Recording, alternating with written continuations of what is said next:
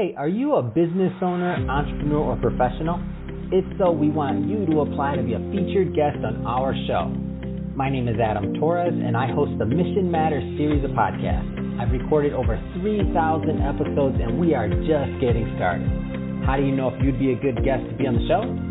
Well, only one way to find out, and that's to apply, but I'm going to let you in on a little secret. We want guests that have a story to tell, guests with a brand, a product, or a service that can benefit my audience of listeners. If this sounds like you, go to missionmatters.com and click on Be Our Guest to apply. I'd love to talk to you and get to know more about your story.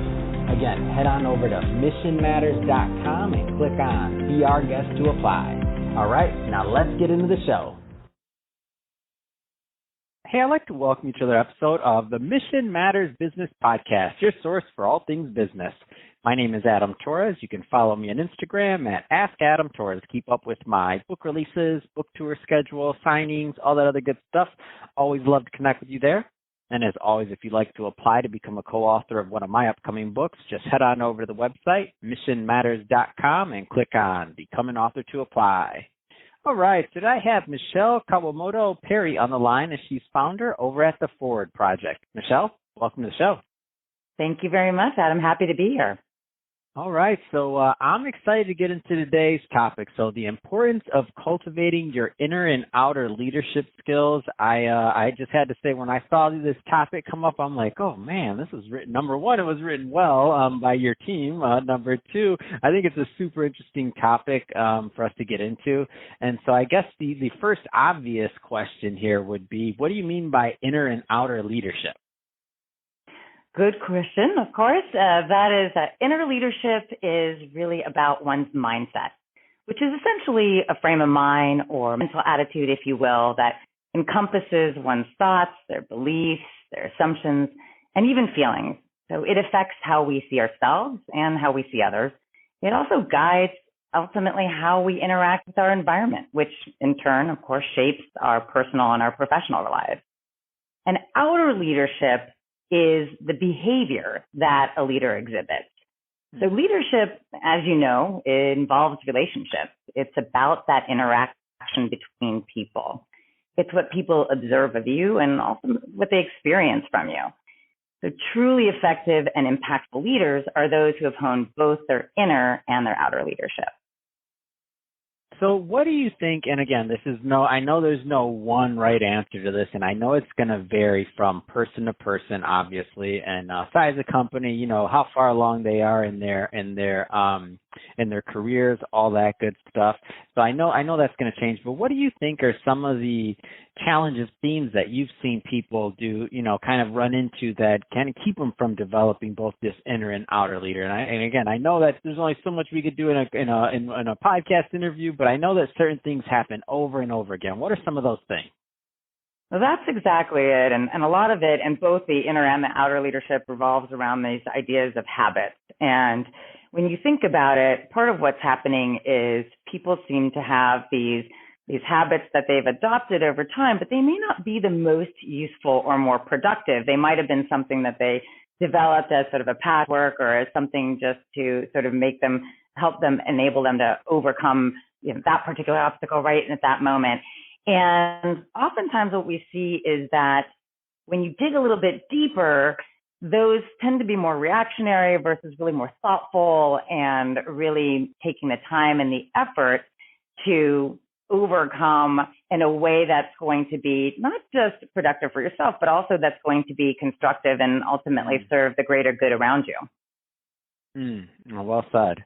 So let's go further into this part of the process. So how does mindset training work? Like, how do leaders kind of get into this idea of mindset training and really the ultimate goal benefit from it? Well, so mindset training is based on neuropsychology and also mindfulness. And we call it training because developing that beneficial mindset is like building that muscle. Mm-hmm. So it's managing those mental gymnastics that we perform each and every day, right? And this is where that magic of neuroplasty comes in.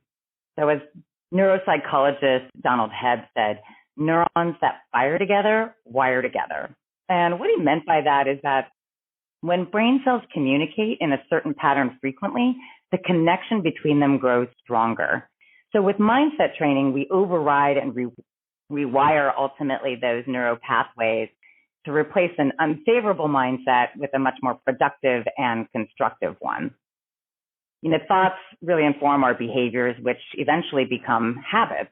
So with mindset training, we can reshape our habits in a way that makes them more productive.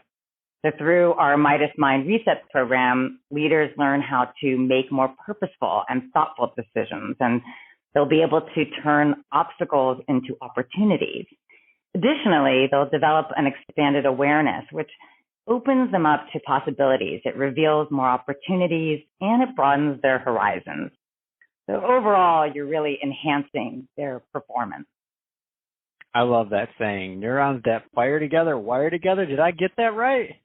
That's right. Yeah, that was, again, Donald Hebb, a neuropsychologist. He said, neurons that fire together, wire together. So again, it's really about creating these patterns that are going to be more productive versus a more reactive pattern that sometimes is not the most productive. As you know, we've probably all done things where we reacted in a certain way and then realized, maybe that it wasn't the way we wanted to express ourselves or how we wanted to solve that situation. So with mindset training, you can take that control back, if you will, and that allows you to make, again, these purposeful decisions and make more meaningful action. Let's go further into the Forward company, or the Forward project. So first, tell us a little bit more about the company, please. So the company is all about leadership development, like I said, and with mindset training. And we really formed because we understood that it's something that's so needed, and it's especially so right now. I think everyone is looking to leadership to help them through this rather tumultuous time, if you will. And, really, if you think about it, if you want to change the consciousness on a global level here, the corporate consciousness, you are really doing that through leadership. Leadership, they're the ones that are creating that company culture. And they're the ones that ultimately the employees look up to. They're the ones that they emulate over time. So it's really important to make sure that you have a solid foundation of leadership in order to be successful in your company, to grow your revenues, to increase innovation efforts, and also to make sure that your employees are engaged so you can have high retention. What are typically some of the, what makes somebody a good fit to work with the Forward Project? Like, is it, size of the company? Is it niche? Give us a feel for that, because at the end of this, I'm going to give you the opportunity to leave a website or social or wherever you want people to follow up with you and your team at. But what I want to make sure that the right types of individuals and organizations do connect with you. So what's typically a good fit for the Forward Project? Yeah, I would say, small, medium-sized companies that are growing, that's really important. So, also working with a lot of these startups.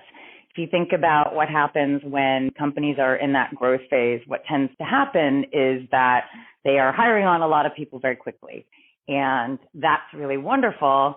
And you want to make sure that you're hiring people who understand how to manage people. So if you bring people on and let's say they've been at the company for 6 months and they really don't have much management experience, and then all of a sudden they're in a management position because you're growing so fast and they don't really know what they're doing, then that's really a disservice to them. And it's also a disservice to the people who they're managing. And of course, that leads to the issue of disengagement and again, lack of retention, right? Which is also lowers your productivity. So really, you want to be working with companies who are interested in having their own leaders be more developed and be much more effective and create higher performing teams, as well as companies who want to ensure that their emerging leaders are also trained and equipped for future success and growth. So I know there's some people listening that have this is one of those things that have been kind of on the back burner for them. They're like, we know we need to get into leadership training. We know we need to do some things, but we just haven't crossed over to go down that path. It could have been because of the size of the company. It could have been growth. A lot of different reasons why maybe somebody hasn't prioritized that type of relationship in the past, and now they're considering it, but they're wondering is this going to be be another job. It's going to be another. Can you tell us a little bit more about the kind of just the process overall? Just because I know how important it is to invest in leadership and leadership training specifically to get more out of your workforce and also to create that company culture. I mean, all these things matter, but for those that have never done something like that before, it can be kind of a scary proposition, right? Sure. I mean, I suppose it can be. I would hope that it's actually an exciting proposition, right? Because it's something that's going to be something they can take for themselves. Honestly, if you think about leadership development, it's not even just with their company, but it's also personal development. So this is something they can take wherever they go. And when you think about these different processes, so with the Midas Mind Reset program, for example, that's really done in 5 sessions, and they're typically one-on-one. We can also do group sessions as well. I keep them relatively small, but we can certainly do those. And this is, over about 5 weeks of time. And then, of course, we need people to continue the practice, and that's the practice is what creates that habit, if you will.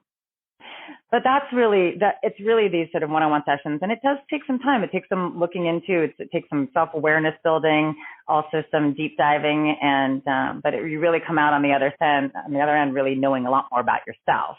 And then with the behavioral-based leadership programs that we do, which I'll talk about in a little bit here, but with those we start with a 360 assessment.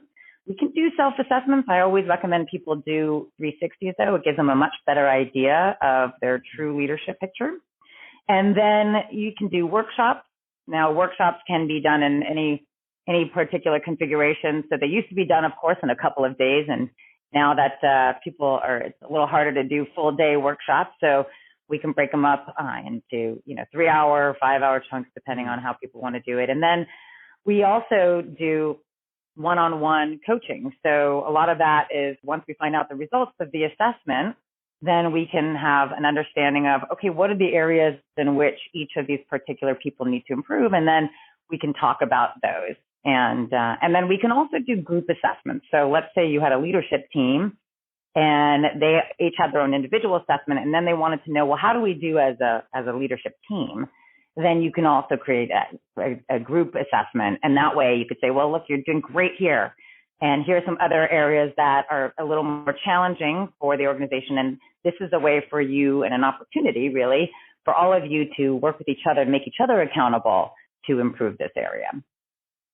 Yeah, that's so exciting, Michele. You got me all fired up over here. I'm like, oh, let's improve. I'm in. That's awesome. So, Michele, that being said, I could talk to you about this all day long, but we're about out of time. If somebody's listening to this and they want more information on the Forward Project and they want to connect with you and your team, I mean, what's the best way for them to do that? Certainly, the best way is they can come to our website at www.theforwardproject.co. And they can also email us at moveforward@theforwardproject.co. They can also call us at 424-258-0706. Fantastic. Well, Michele, it's been awesome having you on the show today, and thank you for providing more insight on what it takes to cultivate that inner and outer leadership. I think it's great stuff that you're doing over there. And to the audience, as always, thank you for tuning in. If you're a first-time listener, definitely don't forget to hit that subscribe button. We'd like to have you be a return listener. We have a lot of other great guests coming up, just like Michele. And if you're watching this on our YouTube channel, Mission Matters Business, definitely hit the subscribe button there. But don't forget, leave us some comments in the video. Love to engage with you there. We're really active in the YouTube community and love to get your opinion and hear what kind of things that you're doing. And Michele, thanks again for coming on the show. It's been awesome. Thank you for having me. It was wonderful. Wonderful to see you today, or really be with you today. And I hope you and your audience have a fantastic one.